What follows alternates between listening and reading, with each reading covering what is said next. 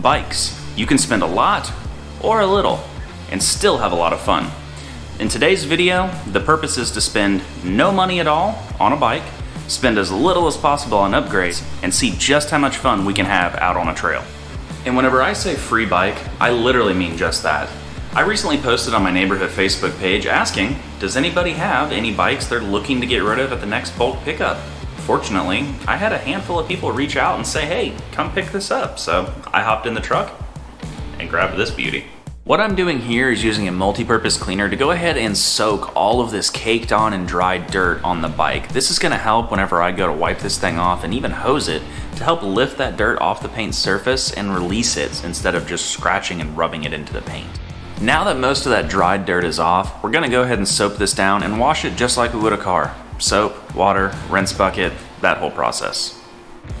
Saying that is an improvement would be definitely an understatement. It shined right up. It confirms my theory that this bike really was not ridden much or abused. So the next thing to do is going to be pull those wheels off and see what we see. Now, I'm going to go ahead and pull these wheels off. You don't necessarily have to do it to check this, but the thing that I'm looking for is to see if this wheel is true, meaning it's straight, it's riding in between the brake pads evenly on both sides. And it's really simple. You could just spin it and watch it. We have a little hop, but nothing too major to be concerned about. But what I also want to do is check this rear group set and mechanism. And so to do that, I'm just going to release this quick release. I'm going to also release this V-brake cable by squeezing those arms together like that. And then I'm going to pull up on the derailleur and pop the wheel right on out.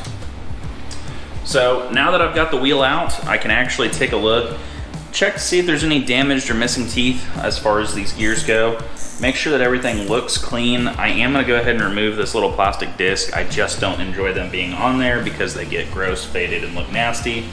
When removing this plastic disc, a lot of the times they get old, brittle, and crack very easily. So normally a pair of pliers and just a little bit of patience and finagling can get that off for you. Now that we got the back wheel off, the reason that I pull it is because of this. It makes it a lot easier to check your rear derailleur. What we want to do is, first off, we want to make sure that this little piece here, the derailleur hanger, is not obviously bent. That's a problem. And the second thing we want to check for is we want to go ahead and run this chain, and it makes it really easy when the wheel's off to do this. And we want to check all these little teeth and make sure that none of the teeth are missing or heavily damaged. That's going to make for really junky shifting, and it's going to make it really rough and possibly skip on you.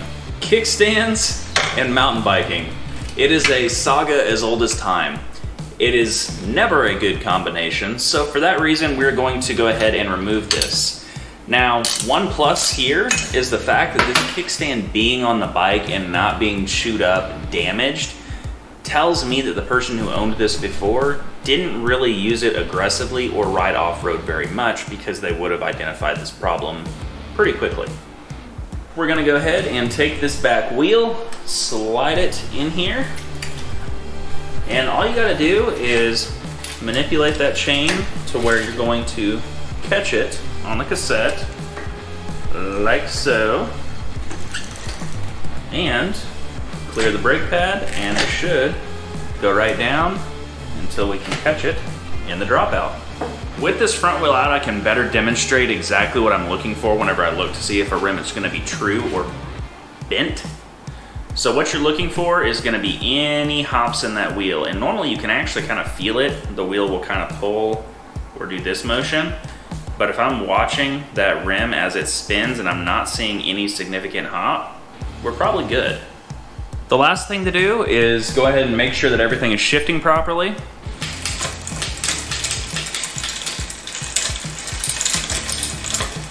And that everything is stopping. Looks great. Let's go ahead and hit the trail, but first, throw on some pedals. Made it out to Irwin Park, about to go give the bike its first few laps here on the pump track. But before I go ride, I normally like to find a piece of scripture that I'm going to ponder on during the duration of my ride. And today that's going to be coming from Philippians 4:11-12. Not that I speak from want, for I have learned to be content in whatever circumstances I am in. I know how to get along with humble means, and I also know how to live in prosperity. In any and every circumstance, I have learned the secret of being filled and going hungry, both of having abundance and suffering need. To me, I feel like that kind of applies to what we're doing here. You can be prosperous, you can have an expensive bike, you can have the means to do that, or you can go hungry, you can have the need for a more expensive bike, but you can also get by with what you have. So if you like what I'm doing here, if you enjoy watching these videos and you enjoy talking a little bit about scripture here with me on the channel, please let me know, subscribe, and without further ado, let's go give this thing a ride.